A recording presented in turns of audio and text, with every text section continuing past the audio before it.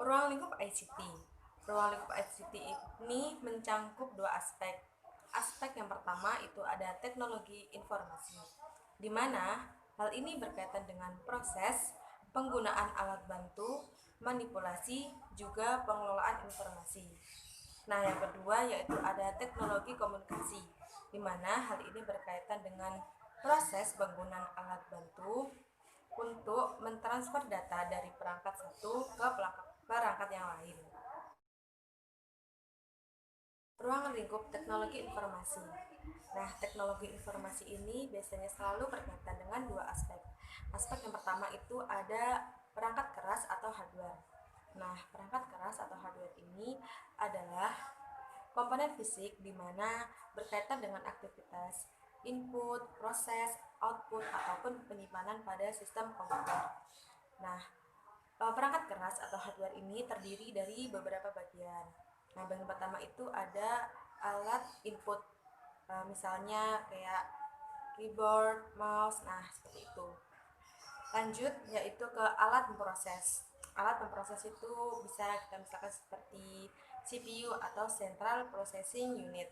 Nah, yang ketiga itu ada alat output, yaitu seperti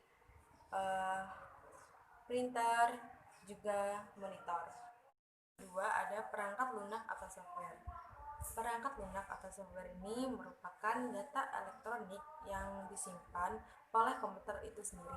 Nah, data yang disimpan oleh komputer itu dapat berupa program ataupun instruksi.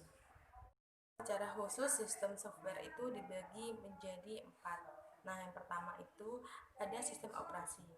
Sistem operasi di sini diartikan sebagai perangkat lunak yang berfungsi untuk mengaktifkan semua perangkat yang ada di komputer agar dapat berkomunikasi. Nah, contohnya bisa DOS, Windows, Linux, dan masih banyak yang lainnya. Nah, yang kedua itu ada bahasa pemrograman. Bahasa pemrograman adalah suatu program di mana digunakan untuk menerjemahkan instruksi-instruksi yang ditulis dalam bahasa pemrograman ke bahasa komputer dengan prosedur atau cara tertentu agar dapat diterima oleh komputer tersebut. Yang ketiga itu ada program aplikasi.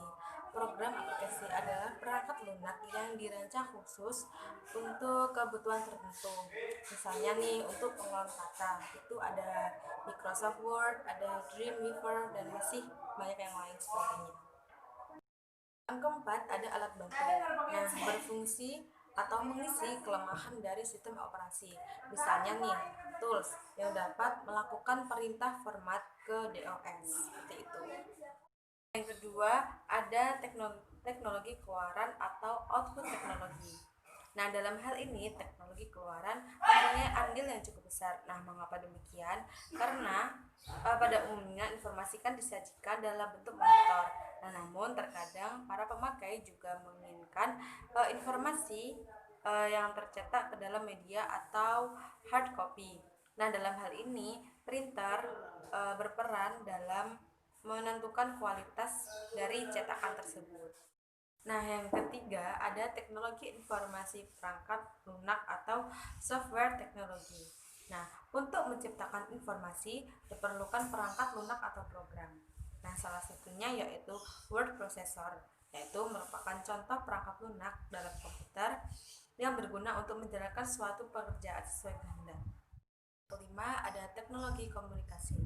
Nah, fungsi dari teknologi komunikasi ini adalah menyebarkan informasi, lalu membuat antarmuka antara pengirim pesan melalui rute yang efisien, lalu memastikan bahwa pesan yang benar diterima yang berhak, juga menjaga keamanan informasi setiap saat.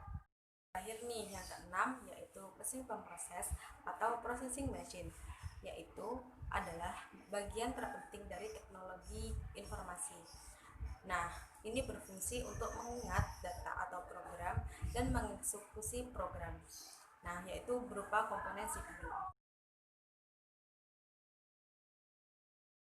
Nah, yang ketiga ada ruang lingkup teknologi komunikasi, yaitu teknologi komunikasi adalah perangkat-perangkat teknologi yang terdiri dari hardware, software, proses, dan sistem yang digunakan untuk membantu proses dari sistem yang digunakan agar berhasil. Nah, teknologi komunikasi lebih menekankan pada perangkat elektronik sebagaimana dikemukakan bahwa kata kunci dari teknologi komunikasi adalah elektronik teknologi. Nah, dalam teknologi komunikasi yang termasuk media adalah ada mikrokomputer dan teleconferencing teletext. Mikrokomputer, sebenarnya apa sih mikrokomputer itu? Jadi mikrokomputer adalah unit yang berdiri sendiri. Nah, biasanya digunakan individual dengan menggunakan software tertentu. Dan beberapa komputer dapat dikoneksikan dengan mikrokomputer yang lainnya. Nah, CPU juga merupakan perangkat utama dari mikrokomputer yang mampu membaca setiap perintah dari program komputer tersebut, yaitu teleconferencing. Nah, sebenarnya apa sih teleconferencing itu? Jadi, teleconferencing adalah pertemuan dalam grup kecil yang berkomunikasi secara interaktif sebanyak 3 orang atau lebih pada lokasi yang terpisah.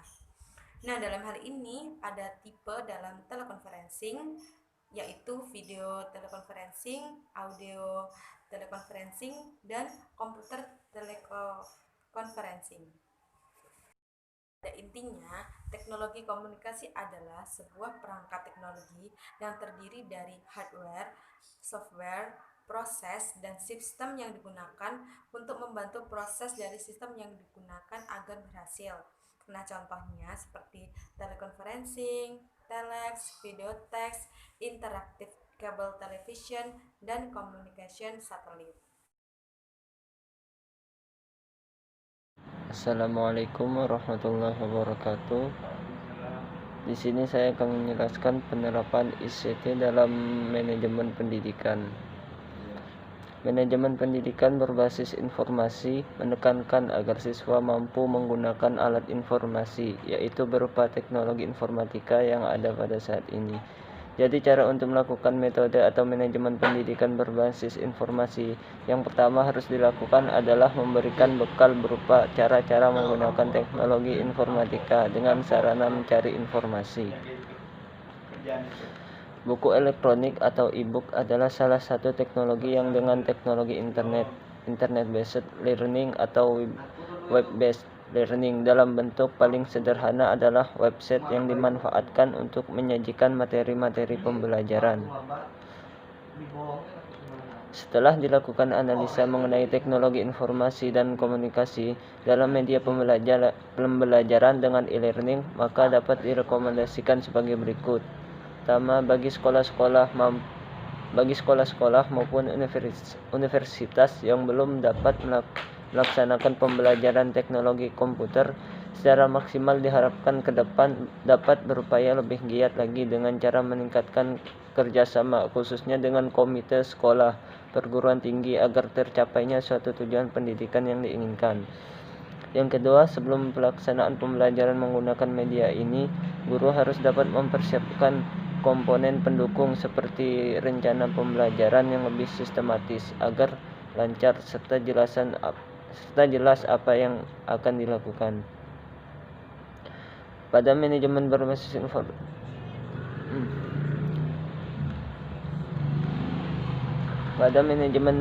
informasi ini memiliki beberapa keunggulan.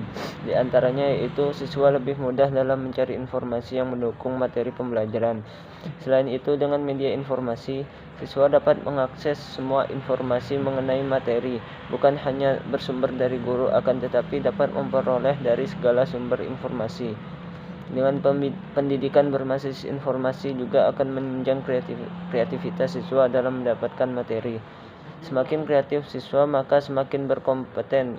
Keunggulan yang lain berupa psikologi siswa juga akan baik karena siswa akan mendapatkan suasana baru dalam belajar dan mereka tidak merasa jenuh. Kemudian dengan metode tersebut, rasa ketertarikan siswa untuk mendapatkan informasi akan lebih tinggi. Kelemahan pada manajemen berbasis informasi diantaranya yaitu siswa kurang terkontrol dalam memperoleh informasi apabila tidak mendapatkan pengawasan guru. Karena apabila semua itu tanpa pengawasan, siswa bisa saja dengan mudah membuka situs-situs yang bisa memberikan dampak negatif bagi siswa itu sendiri. Dampak negatif yang lain dalam manajemen ini yaitu akan mengakibatkan minat baca siswa akan berkurang karena siswa menganggap bahwa menggunakan teknologi untuk mencari informasi itu lebih efisien dibandingkan membaca. Karena minat baca berkurang, maka berdampak pula terhadap perpustakaan sekolah. Akibatnya, kehadiran siswa di perpustakaan akan semakin berkurang dan perpustakaan menjadi sepi. Maka dalam manajemen ini perlu adanya batasan-batasan agar siswa tidak melampaui batas dan tetap terkontrol. Dalam hal ini peran guru sangat dibutuhkan untuk pengawasan siswa apabila tidak mendapatkan pengawasan guru, karena apabila semua itu tanpa pengawasan, siswa bisa saja dengan mudah membuka situs-situs yang bisa memberikan dampak negatif bagi siswa itu sendiri. Dampak negatif yang lain dalam manajemen ini yaitu akan mengakibatkan minat baca siswa akan berkurang karena siswa menganggap bahwa menggunakan teknologi untuk mencari informasi itu lebih efisien dibandingkan membaca. Karena minat baca berkurang, maka berdampak pula terhadap perpustakaan sekolah. Akibatnya, kehadiran siswa di perpustakaan akan semakin berkurang dan perpustakaan menjadi sepi. Maka dalam manajemen ini perlu adanya batasan-batasan agar siswa tidak melampaui batas dan tetap terkontrol. Dalam hal ini peran guru sangat dibutuhkan untuk pengawasan siswa apabila tidak mendapatkan pengawasan guru, karena apabila semua itu tanpa pengawasan, siswa bisa saja dengan mudah membuka situs-situs yang bisa memberikan dampak negatif bagi siswa itu sendiri. Dampak negatif yang lain dalam manajemen ini yaitu akan mengakibatkan minat baca siswa akan berkurang karena siswa menganggap bahwa menggunakan teknologi untuk mencari informasi itu lebih efisien dibandingkan membaca. Karena minat baca berkurang, maka berdampak pula terhadap perpustakaan sekolah. Akibatnya, kehadiran siswa di perpustakaan akan semakin berkurang dan perpustakaan menjadi sepi. Maka dalam manajemen ini perlu adanya batasan-batasan agar siswa tidak melampaui batas dan tetap terkontrol. Dalam hal ini peran guru sangat dibutuhkan untuk pengawasan siswa.